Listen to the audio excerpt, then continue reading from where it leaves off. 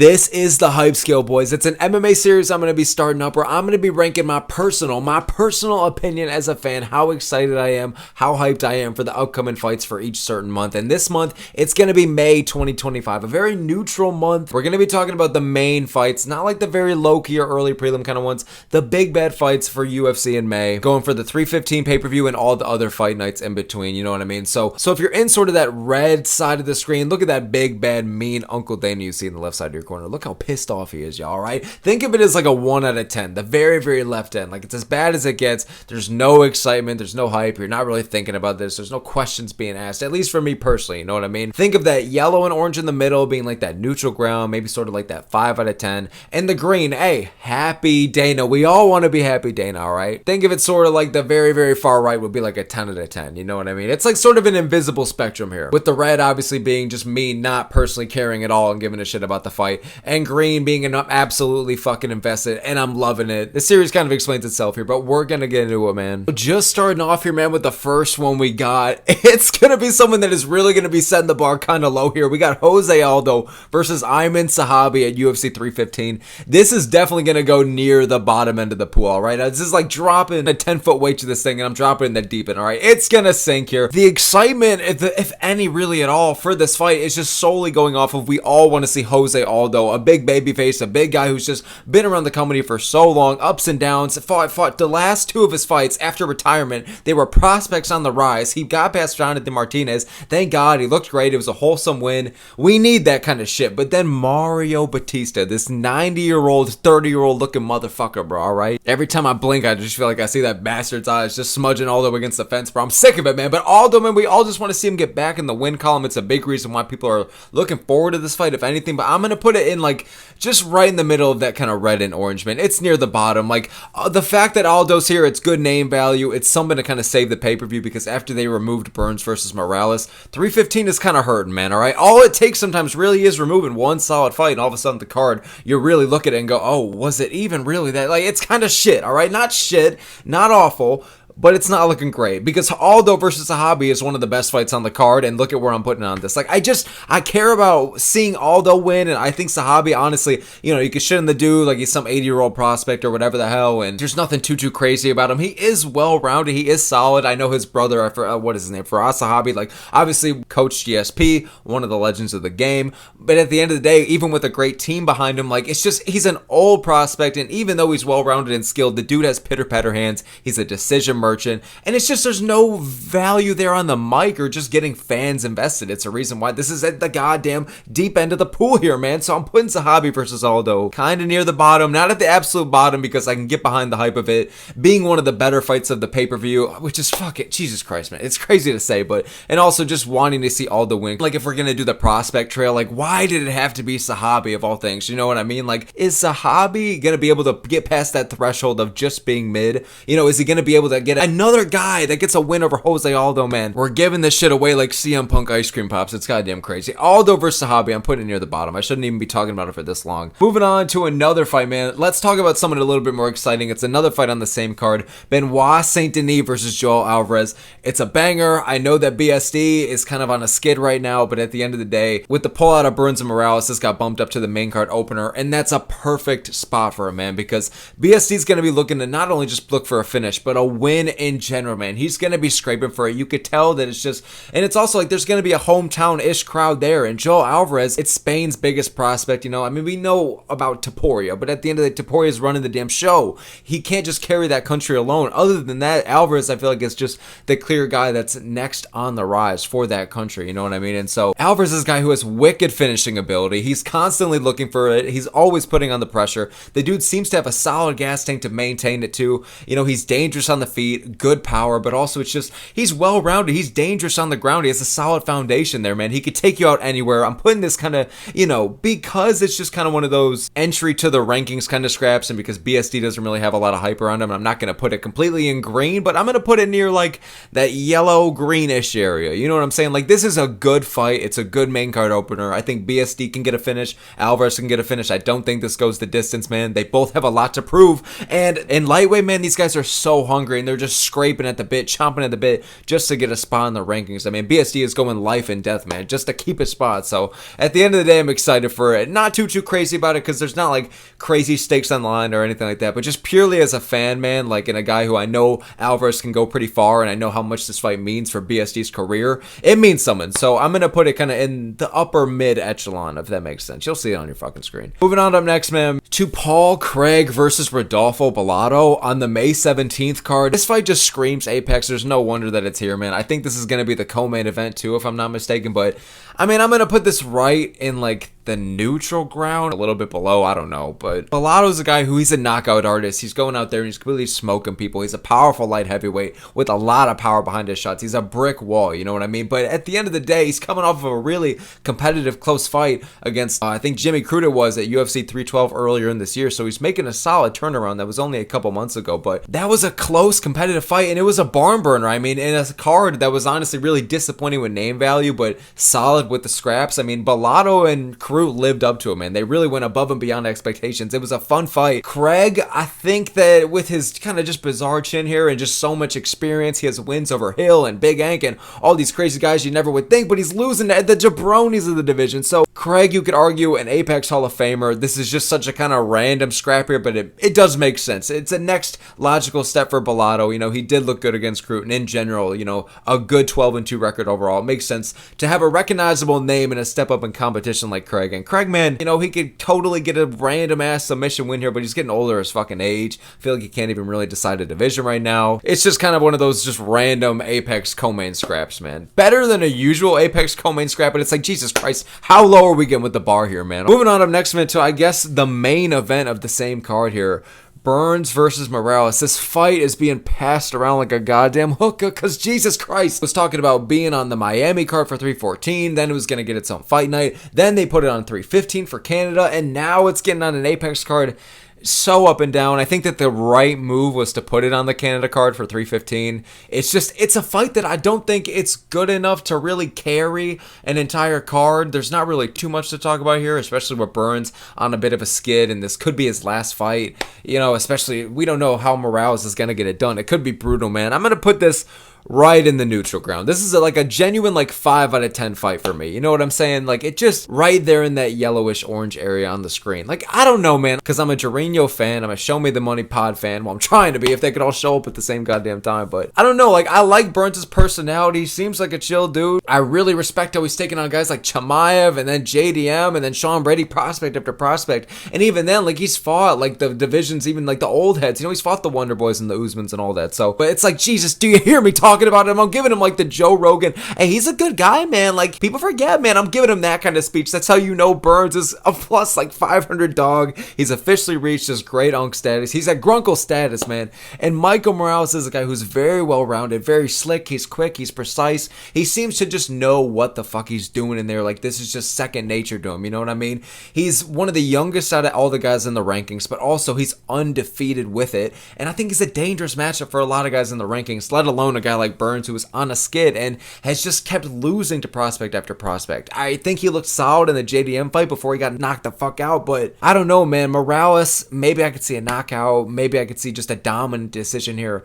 Burns just looked slow in the Brady fight. He just didn't look like he had much for him. It looked like that fight was just a passing of the torch to find out who was going to be the next welterweight, just division staple of a grappler. Who was going to hold it down and be the division's defining grappler for the next few years. I don't know. Burns and Morales, I feel like I would care even less if I wasn't a Burns fan. This fight just screams Apex main event, and I don't think that's a good thing, man. You know what I mean? At least most of the time, you know what I mean? It's still a fine fight. It's a solid fight. I think Burns is going to look better, but I just think he's on just such the tail end of his career, and Morales is just so dangerous overall. I don't think he's going to like completely dominate Burns on the ground like Brady did or get him out via sub, but you don't know, man, with the old age and all that. Burns is solid in his own right, don't get me wrong, but it's a father time thing. It's like a Blachowicz versus Olberg. Burns and Morales is right in the neutral ground, right in the middle. It's just a neutral fight for me. Moving on up next to Jeremy Stephens versus Mason Jones for the UFC Des Moines card. This is my first ever UFC live event, so I'm hoping that Stephens could be just one of the knockouts on the card. We got a lot of W to MMA on there, and we have a lot of kind of fights I could see going the distance. Stephens is a massive underdog. He's coming back after a couple years figures from the UFC. He's coming off a huge win over Eddie Alvarez for BKFC.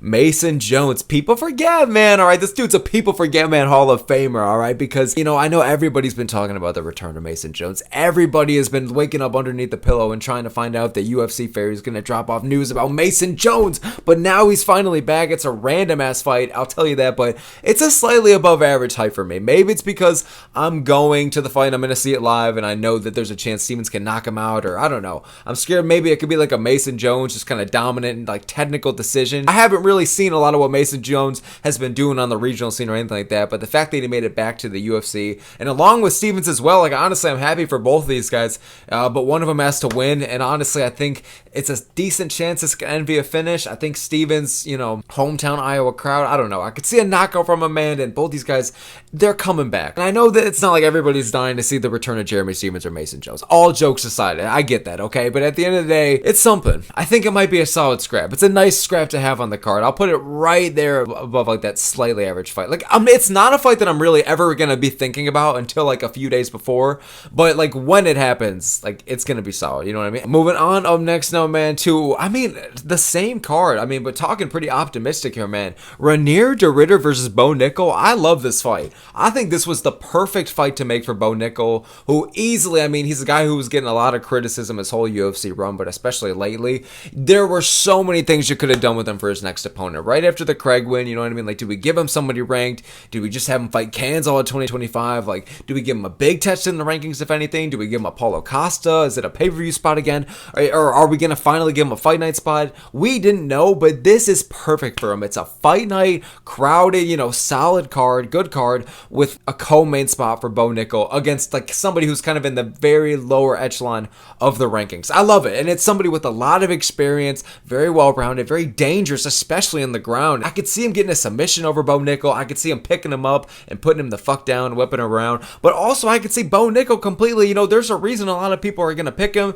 There's a reason he's the favorite here, and a sizable favorite as well. At least like from what I'm seeing, he's already like a minus 220 or some shit like that. And if Nickal goes out there, dude, and he shuts down the grappling and everything that RDR is going to bring on the ground with the takedowns or with the submission attempts or everything, like the pace and the pressure that he puts on. Because RDR, man, I know that he's sloppy with it. He gets a lot of DDP comparisons, but I will say, man, that dude has heart. That's why we get so far, all right? He went out there against Kevin Holland and immediately was putting on the pressure, immediately trying to take the fight to the ground and aiming for the finish. And he did so in the first round, you know what I mean? He got him out of there, and that's a tough thing to do against Kevin Holland. Like, yeah, you could beat him, but to do that and just really hunt for that submission or just to get him out of there like that, it was a great win. And also to submit GM3, that's another people forget, man, kind of win, you know what I'm saying? Because, you know, I get GM3 was giving him a lot of adversity on the feet, and Bo Nickal could do the same. Bo Nickal seems to have some solid pop behind his shots. Well, not so much in the Paul Craig fight, but you know what I fucking mean. But at the end of the day, has Bo's striking really even evolved at all past the Paul Craig fight? Is that even going to be enough? RDR, man, like, his striking is a bit sloppy, but can it hold with Bo's? Like, I don't know. They're going to be a bit similar in terms of the striking, but also you could argue similar in terms of the grappling. Like,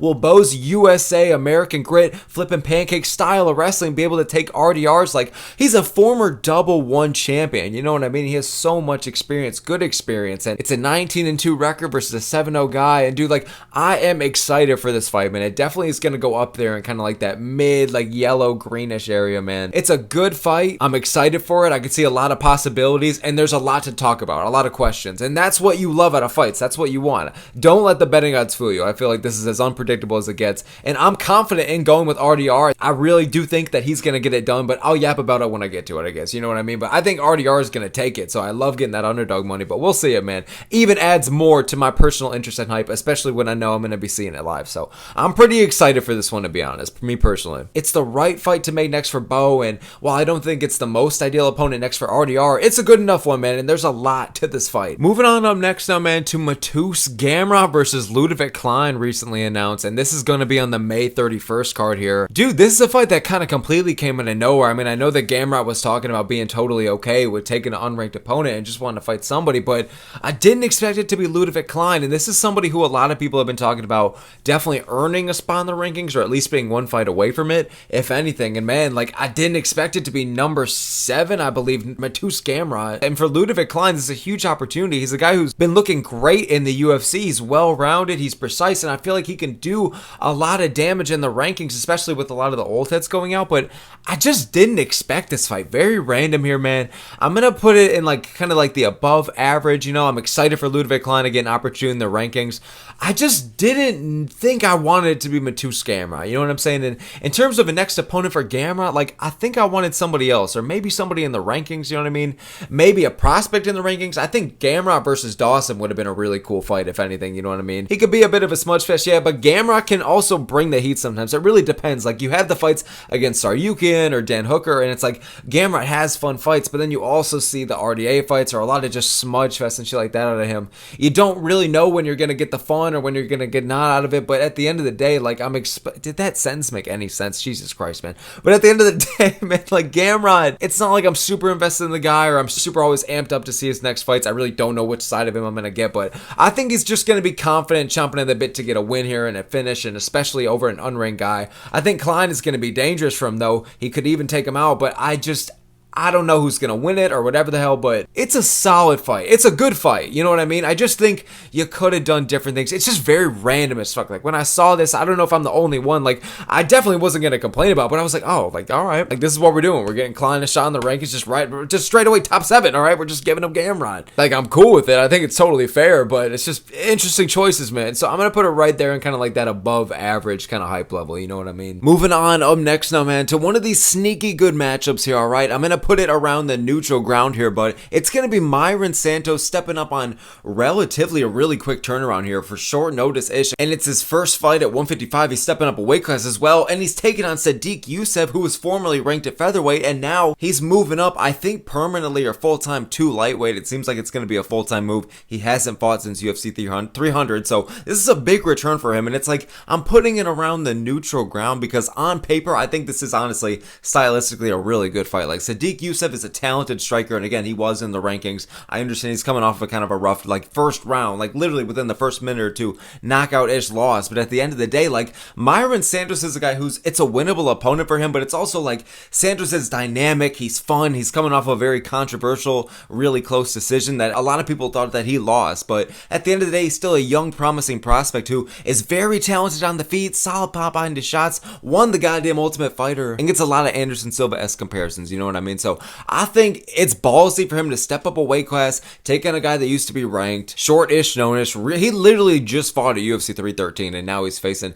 you know, a tough competition for him because Yusuff is a guy who has solid experience, you know, formerly a fresh prospect in his own right. So it's just like he's got a solid record, solid wins. I don't think he's like a finishing machine or anything like that, but I think honestly, you could see Yusuff getting a complete masterclass here. You don't really know with the depth of Santos. So honestly, it's a fight where I'm putting it in the neutral ground, and that might be crazy to say, like, why are you going to put it by, like, Burns and Morales? Like, the thing is, like, I'm more invested by heart, technically, in, like, Burns and Morales, but it's not really a fight I'm really excited or hyped for, or really going to be thinking about too much in the build-up, and that, I guess, is the point of what we're ranking the scale here. It's the fucking hype scale, but in this fight, you know, I'm not really going to think about too much until, like, a couple days before, but, like, I know it's going to deliver, and I know that, like, when it gets around to that fight week, I'm gonna be like, oh shit, like that's gonna be probably one of like those sneaky highlights of the card, you know what I mean? So I'll put it right there in the neutral ground, man. I'll put respect on both of them, you know what I mean? Moving on up next now, man, to the co-main event for UFC 315. It's Valentina Shevchenko versus Maddalena Fiorot.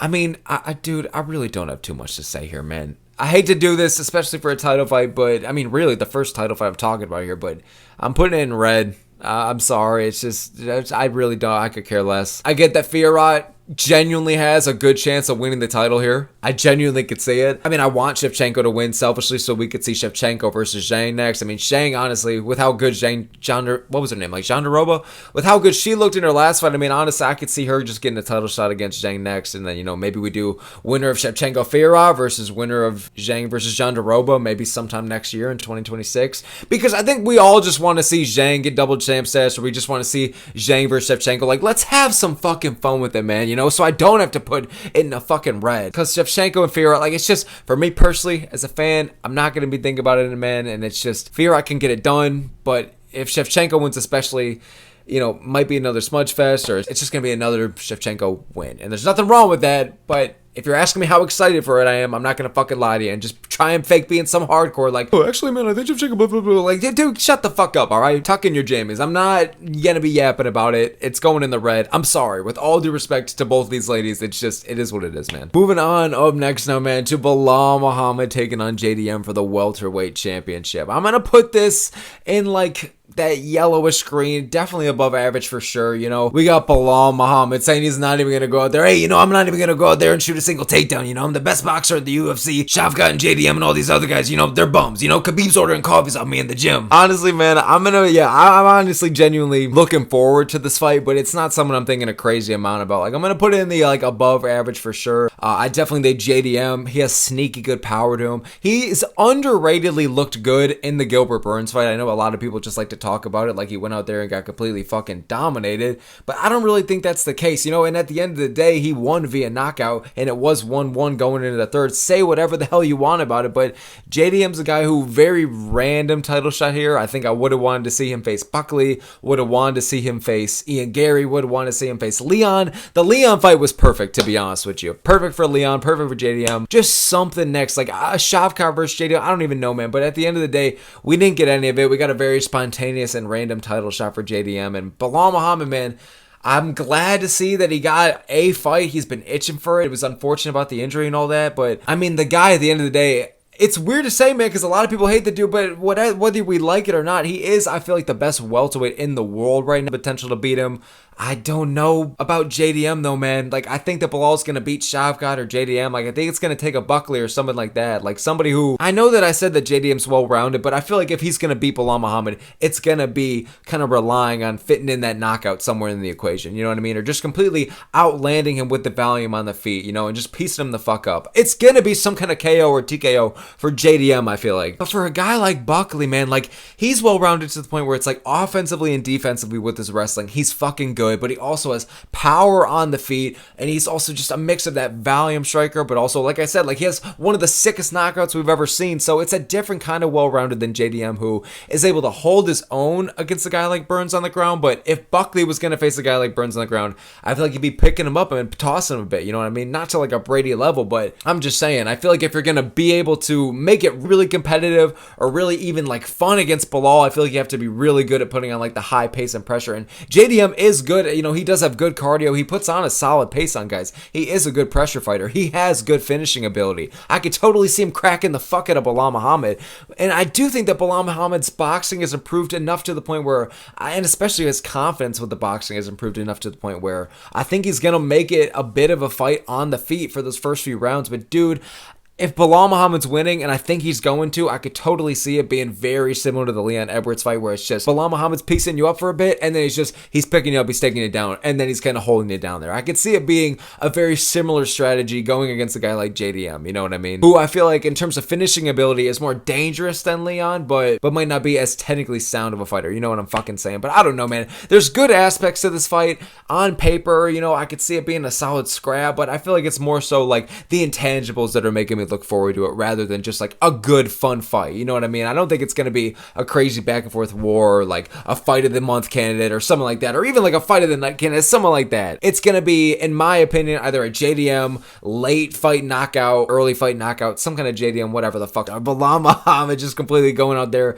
getting some kind of dominant decision. You know what I mean? Hey, I'm going to say this bold prediction, maybe a Belal Muhammad TKO, like a ground and pound. Don't be surprised, all right? Don't be surprised. Whatever the fuck. I'm just saying, all right? Maybe I'm just wishful fucking thinking. Am I actually dreaming? Hello? No. I bit myself. We're fine. Okay, I'm not dreaming. Okay, moving on up last here, man, to the last one we got. It's Corey Sandhagen versus Davison Figueiredo, man. I mean, ending it with this one, man, I'm looking forward to this fight, but honestly, not as much as I thought I would be for a Sandhagen versus Figueiredo fight. Like, Sandhagen's one of my favorite fighters on the roster and is my favorite bantamweight, so I'm very excited to see him, like, as my kind of first, like, live main event, and I think it's going to be a very, like, fun back and forth kind of war a bit, but I don't think it's going to be very, like, high pressure, high pace. It's going to be one of those, like, chess match kind of vibes. You know, that's how what MMA fans, boxing fans, whatever the hell, they love to use that phrase. Right? It was an absolute chess match. I don't know, man. I feel like it could be a bit that. I don't see either guy getting a finish, but I think it's going to be an underratedly fun scrap. Maybe not fight of the night, but I think it could be. I think Sandhagen's going to look to put on a fucking statement. Same with Figueiredo. I mean, both these guys are coming off pretty rough losses. I think that's going to hurt the ego a bit here, man, when both these guys are still young and have title aspirations. I think that Sandhagen's going to go out there. I really, you know what, I know he's a big favorite, but I do think he's going to win, but I think it's a lot closer of a fight than people think. I think that Figgy can totally win. It's a top 5 matchup worthy of being a crowded fight night main event.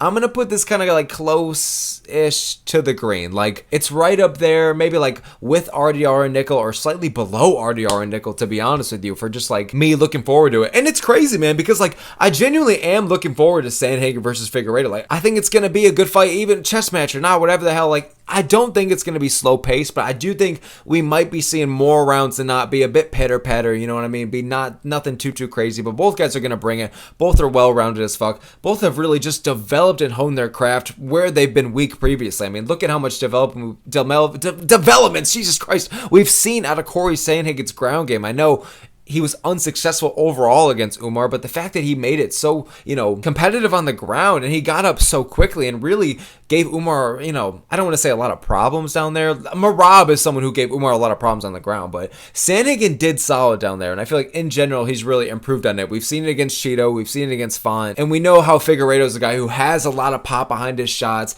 You know, I know he's coming off the rough loss to Jan, but he still had his moments in that fight, and in general, he's looked good at bantamweight. I think it was a great move for him. So Sandhagen, maybe we could see kind of the coming of old from him, you know what I mean? Now he's the very patient, technical Sandhagen, very well-rounded, but before it was just the marauder, the knockout artist. He's kneeing Frankie Edgar, he's taking out everybody left and right. At the end of the day, I think this one's going to be going the distance regardless of the winner, but I think it's still going to be a fun scrap, and you know, both these guys technically have the power to end it in some kind of wild way. So I'm looking forward to this fight, and I think it is going to be a good fight. Don't get me wrong, there are high stakes here, but I don't know, man. Like, I don't know if it's just like that crazy 10 out of 10 me looking forward to it kind of vibe, you know what I mean? It's still going to be fun though, man, but in general, those are pretty much going to be the main fights of the month of May here, man. Overall, pretty up and down. I mean, I'm sorry for anyone who's upset. I'm not talking about like Santiago Ponzinibbio versus Daniel Rodriguez, or Navajo Sterling versus Ivan Ursulin. I'm sorry, y'all, all right? But at the end of the day, I tried to go over what I thought was kind of like the main fights for the month. So I think June is going to be a lot more stacked. I think we're going to have a lot more to really talk about or be excited for. May is just kind of it's just kind of there. Like, it could be worse, it could be better. It's very neutral. There's ups, there's downs. The pay-per-view of the month, though, it is pretty weak. It's not 312 level bad, but it is pretty rough. But hopefully the fight nights will carry us through, especially that Des Moines card earlier on. So I'm excited. I'm looking forward to it. We'll try and make the fucking most out of it, boys. Thank you so very much for making it this far in the video.